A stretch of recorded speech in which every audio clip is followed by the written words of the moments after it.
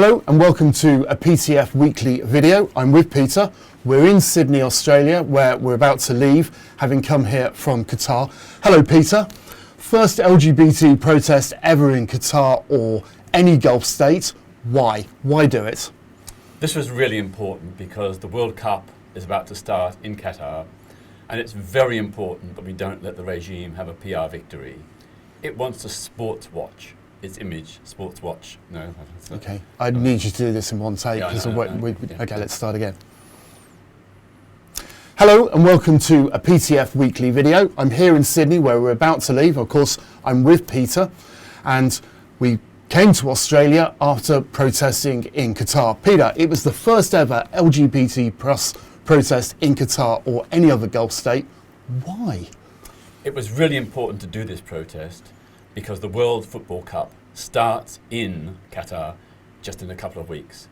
It's really important that we make sure the regime does not score a PR victory, that we shine a light on the country's human rights abuses, not just against LGBT plus people, but also against women and migrant workers. It wasn't easy to do, was it? Now, you and I have been working on this for 5 months. We had to borrow a few little tricks from like 1960s Berlin, didn't we? Covert meetings in cafes and rolled up newspapers. Tell us a little bit more. Well, of course, I could not take the placard into Qatar in my backpack, so you had to take it in, and in case you were checked, the placard was wrapped up inside a copy of the Daily Telegraph, the only big broadsheet newspaper left, large enough to disguise and conceal the placard. When we met in the Desert Rose Cafe, adjacent to the National Museum where the protest took place, you left the paper on a table and went to the toilet, and I picked it up, read it, and put it in my bag. That's how the placard was swapped over. We would have made great spies, wouldn't we? I'm not sure about that, but we outfoxed the Qatar state security, which is one of the most sophisticated in the world, which has everybody under constant digital surveillance. Don't burst my bubble, because I think I'd make a great spy. We started the protest about noon Qatari time, about 10 o'clock UK time, and for 35 minutes you stood outside the National Museum of Qatar and you were left alone, and then things started to change. Tell us about that. First of all, we had state security arriving in 3 unmarked white Land Cruisers, and very soon afterwards followed by police. In total there were 4 cars, 9 officers. We were held and subjected to interrogation for 49 minutes. One of the key things after I was detained was that you were discreetly filming from a distance, but somehow they spotted you, raced over, grabbed your mobile phone and deleted all the photographs and videos. But fortunately, you were smart and you managed to upload some of them just before your phone was taken. We then spent the next almost an hour being interrogated by these officers. We were not free to move. It was a very hot day. We needed water. They wouldn't even allow us to walk 20 feet to a cafe on the sidewalk. But eventually, after them phoning their superiors, presumably, they're on their mobile phones all the time, we were told that we were free to go, and we were advised to go straight to the airport and get a flight onwards to Sydney. I think it was very, very lucky for us because we had the protection of a Western passport, the intervention of the British consul staff. If we'd been Qatari, we would now be in prison. I don't know about you, but my legs were like jelly for those 49 minutes, absolutely. Now, they seemed more interested at one point in me. They photographed every page of my passport. They photographed my health insurance, my Australian visa, my ETARES certificate, my boarding pass, my airline tickets. I probably missed something. We have a theory as to why they were more interested in me. What's that? We think they thought you were an unregistered journalist. Journalists can only operate in Qatar on state authority. And I think that they thought you were one of these that hadn't got state authority, and they were probably out to prosecute you. It was only when you were able to convince them that you were part of my foundation and that we were just doing this for personal reasons, for our own record, that they eventually let you go. I have to say that I used to be a BBC reporter, and all my social media and LinkedIn profiles mention that. And I was a little bit nervous that yes, he is a reporter, he's off to jail. But we got to the airport and we left. And Can I just say, when we got to the airport, we still didn't feel totally safe because we thought there was a chance that maybe as we went through security, by the time we left to go to the airport and we got there, that higher ups in the Qatar security services may have countermanded the order to release us.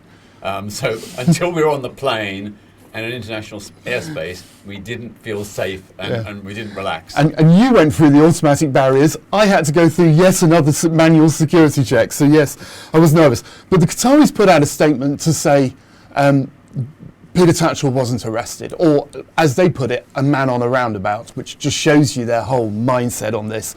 Now, it felt like we were under arrest. We were detained. We were going nowhere. And then the Qatari ambassador said, well, he wasn't arrested, but we released him. Rather just shows you that they were trying to deflect attention, doesn't it? Yeah, I mean, clearly they were greatly embarrassed, hugely embarrassed that their intense police state security apparatus had been fooled. And they wanted to try and discredit the protest, which is what all dictatorships do. But, you know, we absolutely were there for nearly an hour, not free to leave, not free to continue the protest. That was an arrest by any stretch of the imagination. I did wonder whether man on a roundabout will be on your gravestone. You are the man on the roundabout, rather than the protester outside the National Museum of Qatar. In fact, I wasn't standing on a roundabout. I was standing on, on the sidewalk on a road. Near a roundabout. Near a roundabout. Near a roundabout. Now, we are laughing because I can't stress that this has dominated our lives for months planning this. We were incredibly nervous. Our anxiety levels were sky high. We had very little sleep before, we had very little sleep after. And we are relieved to be talking about here in Sydney, but there's some very serious issues that we're skirting over here. Let's start with LGBT plus rights. Disgusting, yes? Yeah, absolutely. I mean, an LGBT plus person or a suspected LGBT plus person can be harassed and even arrested walking in the street or going to a shopping mall. There are reports of honour killings of LGBT plus people in Qatar, and the deaths or the murders are covered up and never investigated by the state authorities. There's also online entrapment where police officers pose as gay to lure men to rendezvous and then arrest them. Plus, if you get arrested, you can face up to 3 years in prison, and that applies to both male and female homosexuality. And of course, in theory at least, on the law, on the statute book, it says that LGBT plus Muslims can be stoned to death. On top of that, Qatar has secret gay conversion centres where LGBT plus people can be detained against their will and subjected to extremely abusive so-called conversion treatments to turn them straight. I knew a young gay Qatari man who'd been through one of these centres, and it had so traumatised and damaged him that he eventually committed suicide. Homophobic. Next one, sexist. Not a great place for women's rights, is it? Absolutely terrible. You know, a woman in Qatar requires a male guardian's permission in order to marry, to get certain jobs, to be employed by certain employers, and to study or travel abroad. Plus, divorce for Qatari men is easy. It's very difficult for women. And in child custody cases, in law, the husband, the father, always maintains legal custody, not the woman, even if that husband is abusive and unfit. Last one, racist. Absolutely. You know, over 6,500 migrant workers have died since Qatar was given permission to host the World Cup back in 2010. Many of the families of the deceased workers are still waiting for compensation. Plus, migrant workers today complain of unpaid wages, are being forced to live in slum, overcrowded hostel accommodation, and being denied permission to change jobs to escape abusive employers. This is in complete violation of all international labour standards and in defiance of Qatar's own assurances that things would improve. They have improved a bit, but nowhere near enough. Okay, since we've landed in Australia, it has dominated the news, in no small part to the protest that you carried out. Prince William, the Prince of Wales, now has a diary clash when these dates have been known for years. I'm not saying that's all down to your protest. Again, I think it's part of it. Quite glad he's not going? Absolutely. No one should be going to the World Cup. If you go there, you are playing into the regime's hands.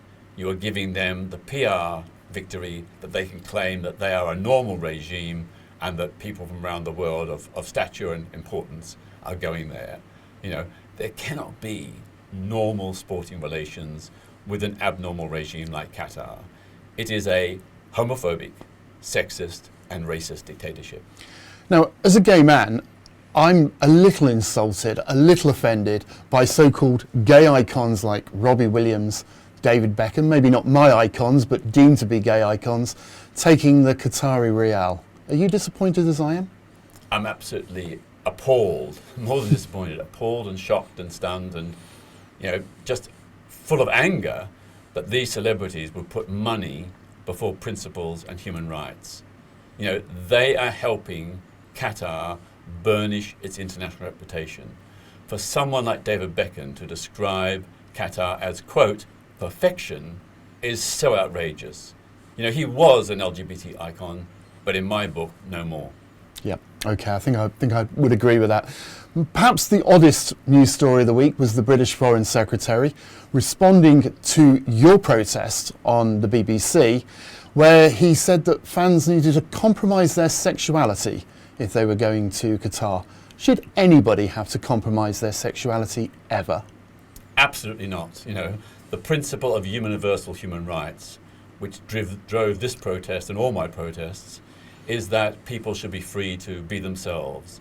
Freedom of expression, the right to sexual and gender identity self-determination, these are fundamental human rights.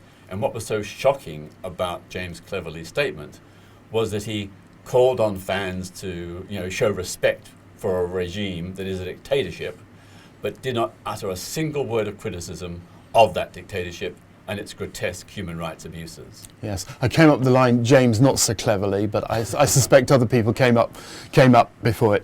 Now, have you spoken to any Qataris? Because this was a very secret operation. And when I say that, I think there was less than 10 people in the whole world knew what we were doing. Have you spoken to any Qataris since or before? For various security reasons and to protect people, it's best if I don't discuss that question. Okay. I have to say that I was quite glad for my own safety that it was incredibly secretive. Can I just add that, you know, people should be assured that we were acting on the request and advice of people who are directly affected, that they wanted a protest to draw international attention to the abuses in their country. They can't protest because they'd end up in prison. That's why they wanted me to protest. I read online that one of the mistakes you made, and I always like things like this because people don't know what they're talking about, was that your phone could have been seized and your communications with Qataris could have been discovered. Absolutely couldn't, because you had a completely wiped new phone, you had a new number, you had no contacts on the phone apart from people like me and people from the PTF in London. You had wiped phones. We had thought about that as well, and we thought not just about your security, but the security of people you were talking about. That's right. And on top of that, as an extra precaution, even my normal phone, I deleted all Qatari contacts from emails, text and voice messages, WhatsApp, and various other encrypted apps. You know, there was no way that even if my original phone had somehow been stolen back in London or wherever else, that anybody could have found out my contacts. Yeah, Apple IDs were changed, SIM cards were changed. As I said, we had been planning this for many, many months. World Cup starts in a couple of weeks, 3 weeks, I think, actually. What can fans do from their armchairs back in the UK, in Australia, or wherever they're watching it? Well, the first thing is to stay away. You know, that is what Qataris want. Qataris who love democracy and human rights want people to stay away, to boycott. But from your armchairs, you can use your social media to amplify the messages that we've been trying to put out. So you can retweet the stuff that I've been doing, but also the Human Rights Watch report, which came out just a few days ago. That was a very powerful report, shining a light on the abuse of LGBT Qataris, hearing from them personally, directly about the suffering they've been through, beatings, rape, torture, all kinds of humiliations. This is the reality of LGBT plus life in Qatar. So please retweet what I've been saying, but also what others like Amnesty International and Human Rights Watch have been saying. Okay, the last thing I want to say is we managed to pull this off with the generosity of some incredible donors who didn't know what they were donating to. They've just been fantastic, haven't they? Yeah, my immense appreciation to donors who gave money beforehand, not knowing a thing about what we were doing, except that it was a big secret operation, and the many since who've made donations to help defray the cost, because it was expensive. This was a very, very difficult operation.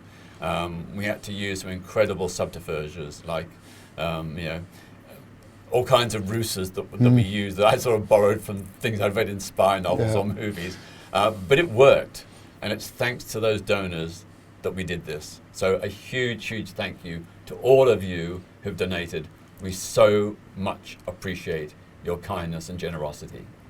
Okay, that's it for the PTF weekly video. Thank you very much for joining us. Thank you to Lottler Media for giving us their studio, and thank you for subscribing. We do appreciate all your comments that reach us about the PTF weekly. Thank you.